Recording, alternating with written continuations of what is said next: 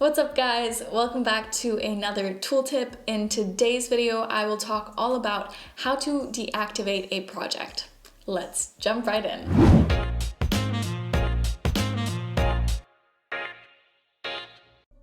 There are several good reasons why you would want to end a project.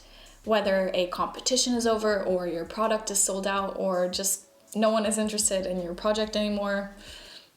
That would be sad, but it happens. Whichever the reason, you can deactivate your project in several ways. Firstly, you can manually deactivate a project. To do this, click on the little downward arrow on the project you'd like to deactivate and click on End Now. Then once you click End Now again, your project will be deactivated immediately. Secondly, you can set up an end date. To do this, you will have to click on the downward arrow on the project you'd like to set this up for and go to Settings. Under Settings, you'll have to scroll down until you get to Access. And then you will find the project end date right over there. And then you can say April 1st, for example, and your project will end on that day. Your third option is to limit the amount of submissions you get. You'll find this setting in the same place where you set up an end date for your project. Right underneath that, you will find Deactivate Project on Custom Submission Limit.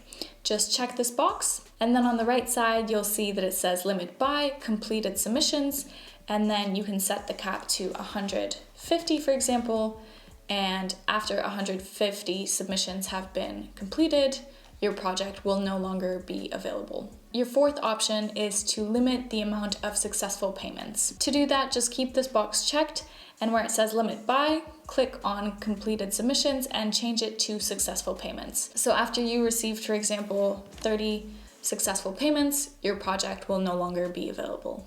If for some reason you need to reactivate a project, all you have to do is click on the little downward arrow on the project that you deactivated and click on Set Live again. This will reactivate your project. And lastly, I know you're all wondering, what does a project look like if it's no longer live and someone still has the link and clicks on it?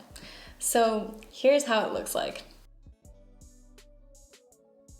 Well, that is it for this week's tooltip. I really hope you enjoyed this. If you did, please make sure to give it a thumbs up. That would really help us out.